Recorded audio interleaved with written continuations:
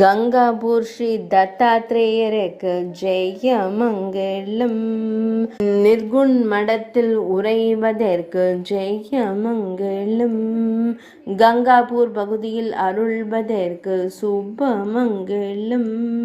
பக்தர்களை எப்போதும் காத்தருளும் குருதேவருக்கு ஜெய மங்களம்.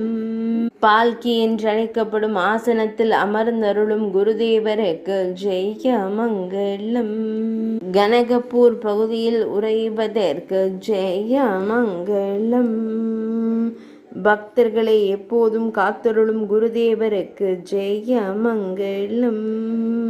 அப்சல்பூர் தாலுகாவில் உறைவதற்கு ஜெய மங்களம்.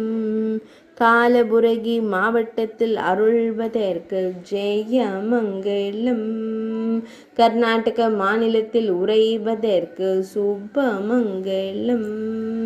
மேல்நாட்டில் அருள்வதற்கு ஜெய மங்களம்.